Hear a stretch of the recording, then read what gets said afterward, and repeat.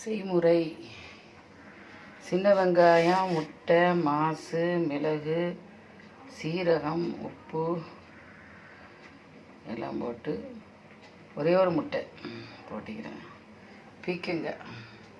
பீக்கங்காய், வெங்காயம், சிறுபருப்பு, இறால், மசாலா, உப்பு எல்லாம் போட்டு இதை என்ன மிக்சியில் ஒரு சுற்ற விட்டுருவேன். தேங்காய் எண்ணெய், சாதா எண்ணெய், இதுக்கு அப்படி தான். இதுக்கு சாதா எண்ணெய் கொஞ்சம் நெய் ஊற்றுவேன் மணக்கு.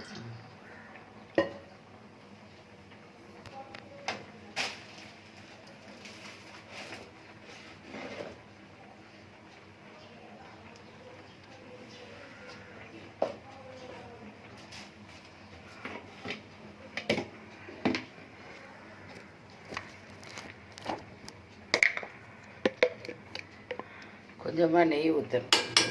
முட்டை நல்லா மணத்தில் இருக்கும். இதுக்கு பேர் அடை முட்டை. இதுக்கு பீக்கங்காய்க்கு தேங்காய் எண்ணெய், கருவேப்பிலையில், பச்சை மிளகா போடையில், சிறுபைத்த பருப்பு, சின்ன வெங்காயம், நாட்டு வெங்காயம் போட்டு தாளித்து ஊற்றுறேன்.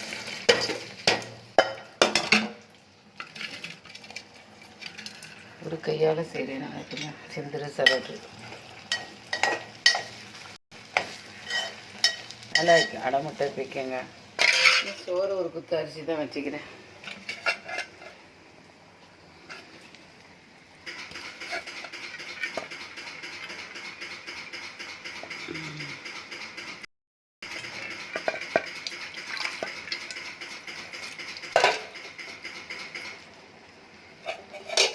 தண்ணி எடுத்து வைக்க ஒரே மறந்துடுறேன். விட்டு போட தண்ணி இறக்குற டைமில் கொஞ்சம் தான் தேங்காய் பால் ஊற்றுவேன். ஆனால் இது கொஞ்சம் இனிச்சு கிடக்கிறதுனால ஊற்றினாலும் நல்லா வைக்கும், ஊற்றாட்டாலும் பரவாயில்லை. ரொம்ப ஸ்வீட் வந்துடும்.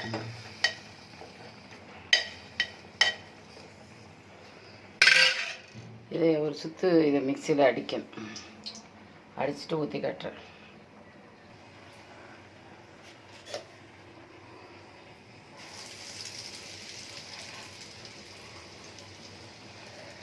ஒரு முட்டை எல்லாம் ஊற்றி, இதுக்கு பேர் தான் அடை முட்டை.